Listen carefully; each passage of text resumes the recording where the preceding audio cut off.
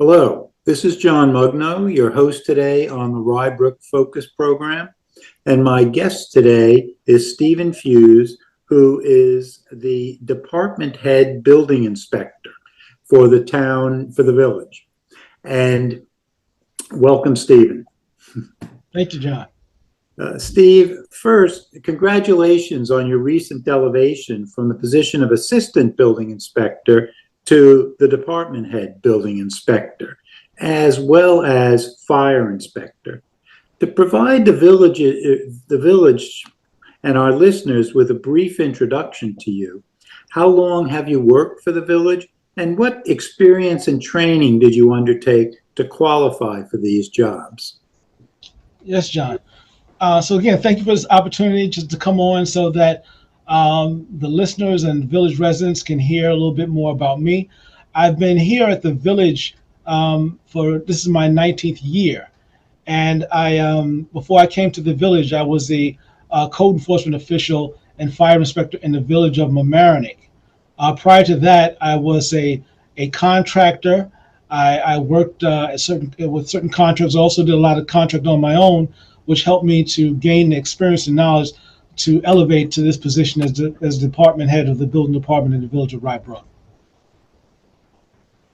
Oh, thank you. And you mentioned to me when we were discussing earlier that you spend roughly 60% of your time on building inspector responsibilities and approximately 40% on fire inspector responsibilities.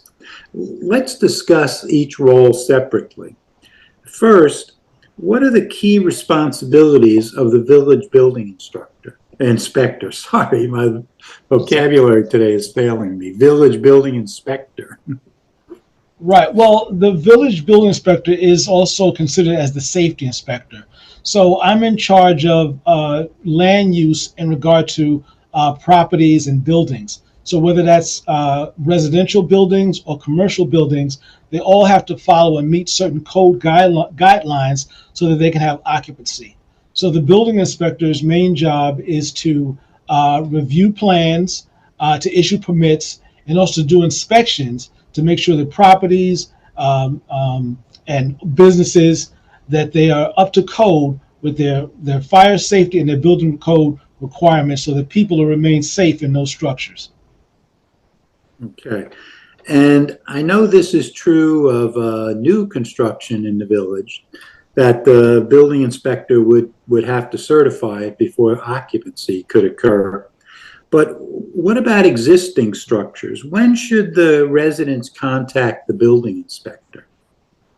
Yeah, so anytime a resident has questions about what they can do or what they can't do without a permit, or if they want to know whether they need a permit, they should always reach out to the building inspector. A lot of times when properties change hands, when there's a sale or a transfer of the property, people want to upgrade, they want to update it, they want to do something to their property. And every town can be different. The regulations in this town may differ from just the town, one town over. So even if you're doing, a bathroom or a kitchen, or you're doing something, siding work, you should always reach out if you're not sure to the building inspector. A lot of times contractors who are looking to do work, who you may hire, they may have had experience in another town where an inspection, like say for instance for a roof, a permit is not required. But in the village of Rye Brook, a permit for a roof is required. So in any situation, it's always better to reach out and just make that phone call, speak to the clerk or speak to the building inspector to see if you need a permit for anything. Is there some rule of thumb that the residents ought to keep in mind? Say for example, if you're doing any type of structural change, even to the interior of the house, you should call the building inspector? That's a good question, John. Especially when you talk about structural change. Some people want to take down a wall, they want to bump out a kitchen, they want to bump out a dining room. In situations like that, you don't want to do anything that might cause any structural damage, that may cause any collapse or any weakening of your structure. And it may be something that an architect or an engineer needs to give you a set of plans to file with your permit. So that's an excellent question. People should never try to do any major changes without reaching out to the building department or speaking to an architect or an engineer. Okay. And I understand for some projects, a key part of the process has to be that a licensed professional, such as a contractor, plumber, electrician, and or HVAC person, must file to have certain work performed in the village. Is this correct? That's correct, John. Westchester County issues licenses to plumbers, to electricians, to contractors that certify that these individuals are qualified to have the necessary insurance, the liability, the workers' comp to do work safely and effectively. They also will have a track record if they had any violations. So it's always advisable that if you're doing any project is to check with the building department or to check with Westchester County to verify whether the contractor, whether that's an electrician or plumber, has a valid worker's license for the Westchester County.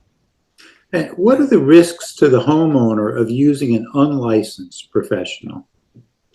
Good question, John. There's several risks. A lot of times we have people that don't have license who are shoddy contractors who are just trying to make a quick buck. They'll try to tell you don't need a permit. They try to tell you don't need a license, and they'll come in and they'll take a deposit.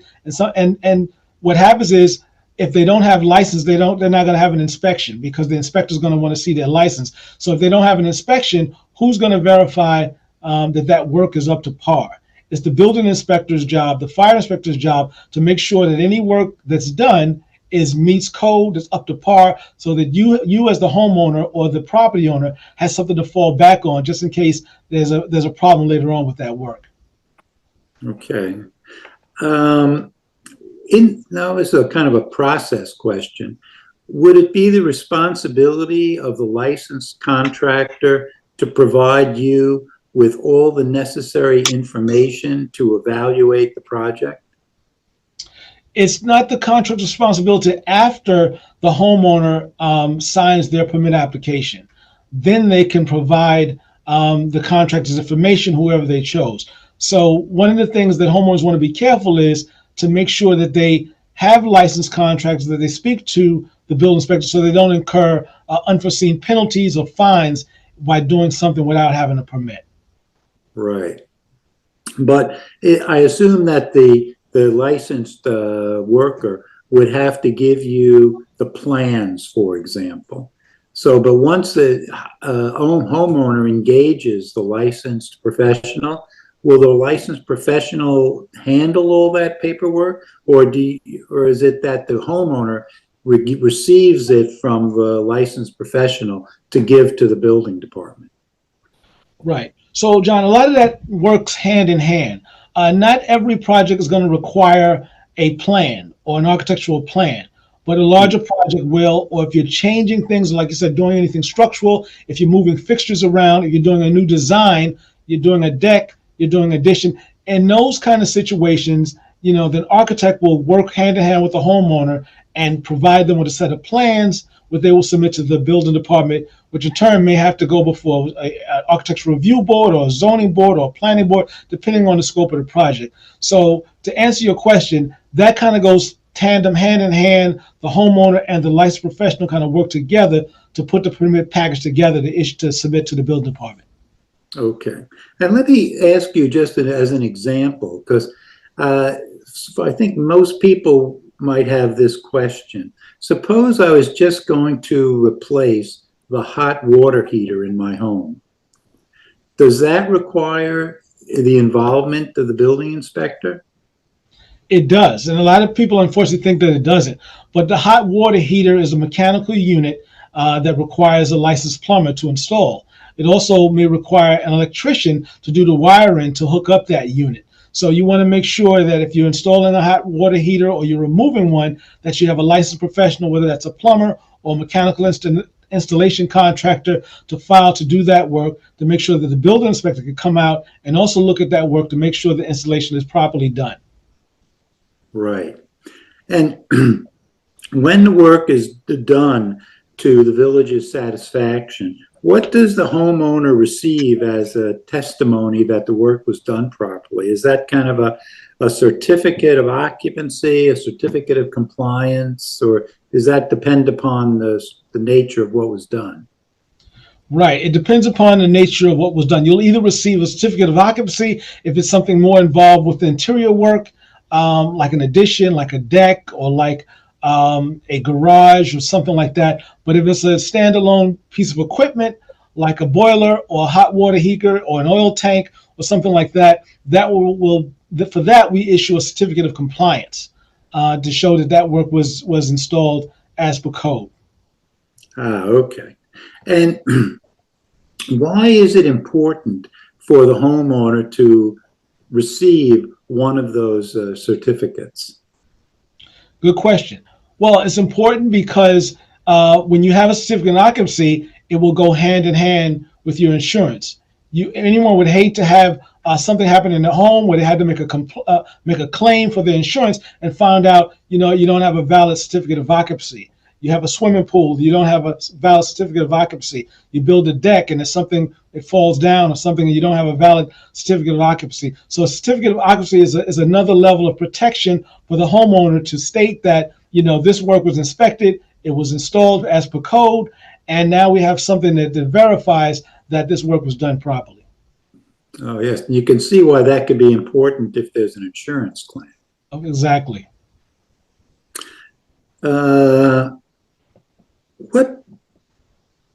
When do you have to go? So if a certificate of occupancy is really an amendment to the original certificate of occupancy?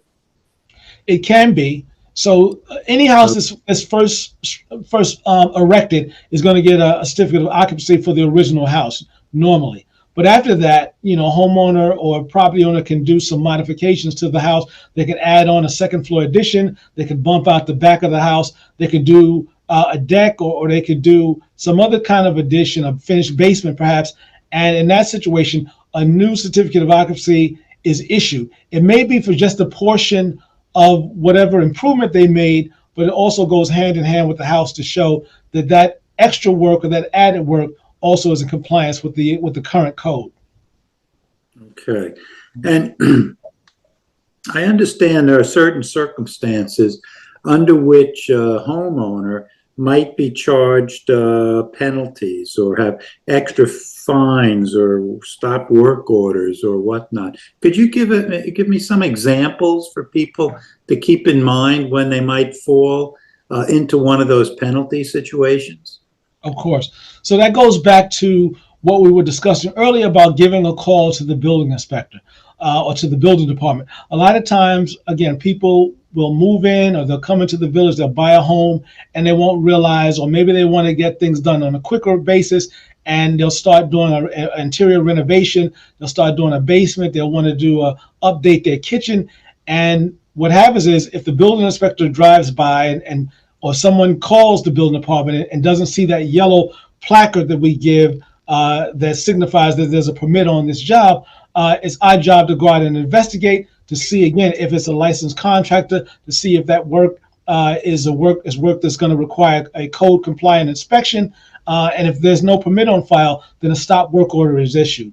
And once a stop work order is issued, that causes a penalty to be assessed, and it also will delay the job. It can delay the job significantly because perhaps now architectural plans are needed, or some other insurance is needed, or that contract is not insured. So that can delay the job significantly. So that's why it's always advisable to people think that they're going to save on time or money by, not everyone, but we've found that happens, that they'll listen to try to get things done quickly, and it wind up can cost you more in the long run. So the building department is here not to collect fees, but to protect the homeowners, to protect the property owners, to make sure they get a code compliant job and they get a certificate of occupancy, so that if there's anything goes on, they're covered. Okay. And of course, when most of the times when people sell their home, the new owner will ask for a certificate of occupancy that covers the entire property. Talk about what happens if a homeowner can't produce an updated certificate of occupancy. Good. Well, currently, most of our files have been scanned on what we call Laserfiche, and our files are accessible via the village website. There's a portal called Property and Land Use Records, Docs RB.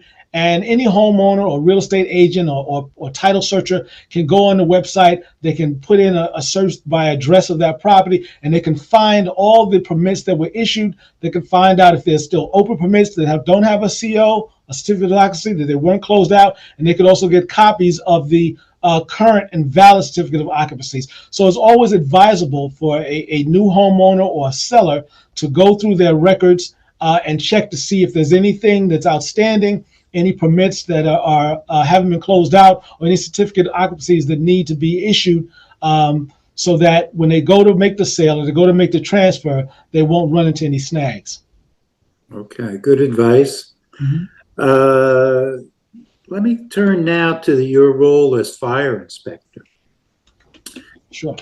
What does this role primarily involve? Commercial properties and other institutional structures in the village? Yes, primarily it involves fire inspector. The fire inspector hat primarily involves the commercial businesses, commercial properties, but they also can encompass some of the residential, because anytime you have a multifamily house, a three-family house, or a business property, that will require a fire inspector. Some inspections are annual if they're places of public assembly. Some inspections are triennial, meaning every 3 years, if they are a three-family house or if they are a small business and things like that. So the fire inspector has to also ensure that these places of public assembly or these multifamily residents have safety, whether that's sprinkler systems or whether that's fire alarm systems, that those things are being maintained and kept up to code. Okay. And how frequently are these types of properties? Oh, you said most or bigger ones would be visited annually, and smaller ones every 3 years or so. Okay. Correct. So the most, just to give an example, John, restaurants, your local restaurants and your eatery places, those places where people can congregate, churches. We also have daycare centers. Those places are inspected annually to make sure that the sprinkler system is working, the fire alarm system is working, that they're not blocking any exits, that they're exit signs, and they have updated fire extinguishers and fire suppression systems. So that's important. Those are inspected annually, as opposed to smaller businesses or smaller structures that are inspected triennial, every 3 years. Right. Now, does the fire inspector also inspect new builds in the city, new homes, single-family homes, let's say, or is that just not what's inspected by the fire inspector? Well, the fire inspector doesn't necessarily inspect one-family homes, but as the building inspector and the fire inspector, if there's a new build, normally there's a sprinkler system that's installed, and that's a hat that the fire inspector also wears to make sure that the sprinkler system is up to code for a new installation. So, and that way they kind of go together hand in hand. So because you actually anticipated what I'd been thinking. Our home was built in 2016. Mm-hmm. And it has a fire suppressant system built in. Is that a requirement under the village code for all new construction? It is for new one-family homes or any home that's done a substantial increase, more than 50%. A home like that would require a sprinkler system to be installed. Okay. Well, I think that covers what kind of questions I had for you, but I'm wondering, are there any additional comments you want to make? Yeah, I just wanted to say that it's been a pleasure for me to work here in the village of Rye Brook, and that, this job is very fulfilling, and that I get to ensure or help ensure that homeowners live in safe homes, and people who visit businesses in the village of Rye Brook visit businesses that are inspected, and we look to maintain those in a safe manner also. So I really appreciate the village. I appreciate the opportunity to do this work. I think it's important work. A lot of times people don't know a lot of the things that we do behind the scenes. So I appreciate, John, the opportunity to come on and just give some clarification to the roles of the building and fire inspector.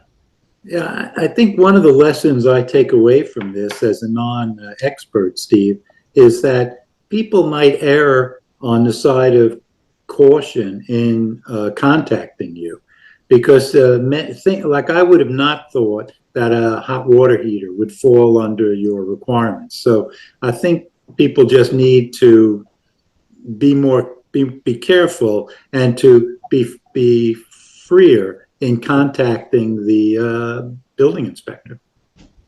I agree. Yeah, don't worry. We're here to help. We're not here to bite you. We're here to help you. Right. Okay. Well, thank you very much, and hope we have you on again. Thank you. All right. Thanks, John. I'm here if you need me.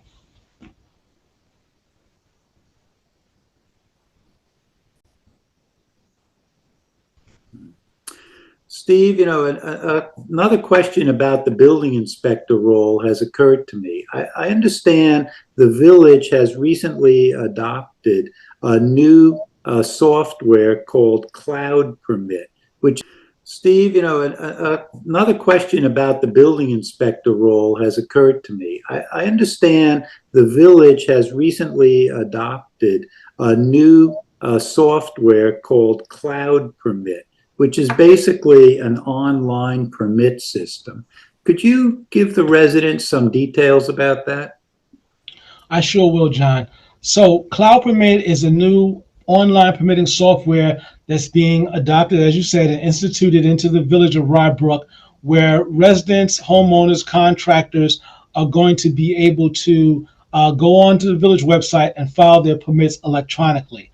We're just finishing up the training on that, and it's something that a lot of the other towns and villages have, but the village is also now coming up to the current technology, and we'll be able to have people come in or go online, file their permits, submit their plans, and get their plan review, even schedule their inspections via online, via the Cloud Permit. So it's a great thing that's coming into the village.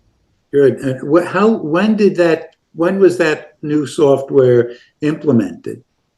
Well, it's been around for a while. We heard about it. There was a couple of softwares similar that we were interviewing to see which one we liked, and we chose Cloud Permit last year. So it got approved, I guess, sometime in the middle of last year. And since that time, we've been doing our training on it, and we're just about ready to open it up to the public, probably in the next two or 3 months, if not sooner.